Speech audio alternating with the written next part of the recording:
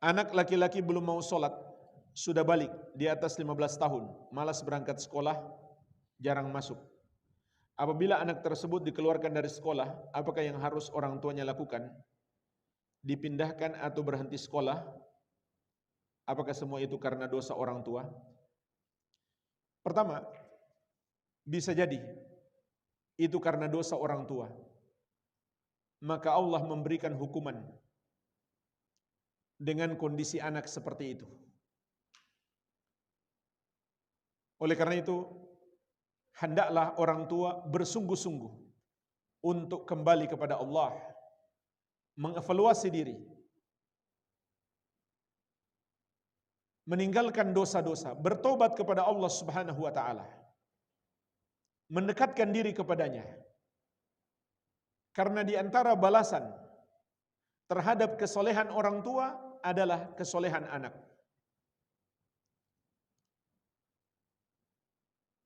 Sebagaimana tentang dua anak yatim yang dijaga oleh Allah. Harta mereka pun dijaga oleh Allah. Allah sebutkan di surat Al-Kahfi. Kenapa mereka dijaga? Wa kana abuhuma salihah. Karena orang tuanya adalah orang saleh. Imam Sa'id bin Al-Musayyib rahimahullah, beliau berkata kepada anaknya, "Wahai anakku, aku perbanyak sholat sunnah karena kamu."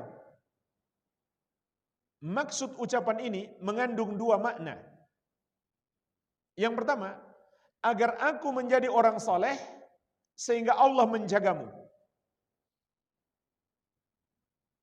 Yang kedua, agar aku banyak sujud dan aku doakan untukmu dalam sujud. Ini juga penting sekali. Doa orang tua. Tapi doa yang benar. Doa yang bersungguh-sungguh.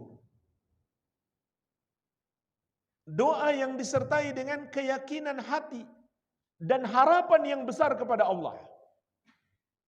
Doa yang disertai dengan pendekatan diri kepadanya. Ini faktor utama kesolehan anak kita.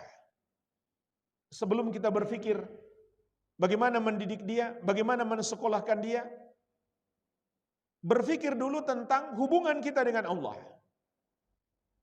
Ini faktor utama kebaikan anak kita. Bagaimana hubungan kita dengan Allah? Bagaimana doa-doa kita? Jadi ini pertama yang harus kita perbaiki.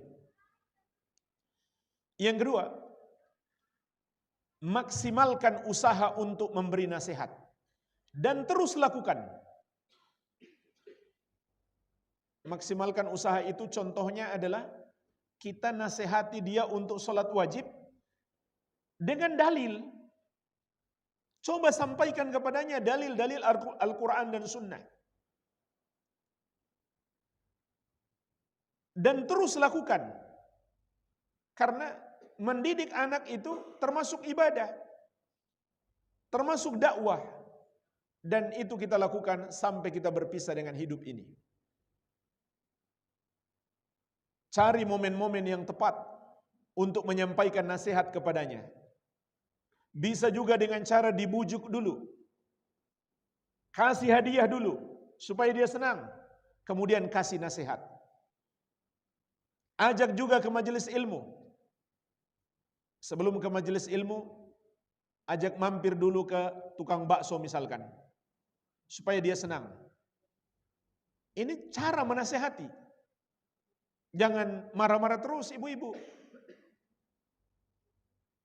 Ini bikin orang pusing mendengarnya. Coba nasihati dengan cara yang baik. Diberikan hadiah dulu. Diajak berdialog dari hati ke hati. Ajak juga ke majelis ilmu. Ini penting. Pertemankan dia dengan teman-teman yang baik. Mudah-mudahan dia ketemu teman yang baik di majelis ilmu. Karena anak-anak remaja itu teman memberi pengaruh besar. Maka kita harus berusaha merekayasa bagaimana dia bertemu dengan teman-teman yang baik. Kemudian yang berikutnya, tetap usahakan dia harus sekolah. Karena kalau dia nggak sekolah, nggak ada kerjaan, bisa jadi mudaratnya lebih besar. Muncul keinginan-keinginan yang aneh-aneh. Carilah sekolah yang bagus, tetap usahakan dia sekolah. Berikan nasihat, dibujuk, diusahakan yang terbaik. Jangan dibiarkan sampai nggak sekolah. Usahakan sekolah. Karena faktanya, kalau nggak ada kerjaan, anak-anak muda itu penyebab mereka terjerumus dalam banyak perbuatan-perbuatan dosa. Kenapa? Kurang kerjaan, kurang aktivitas.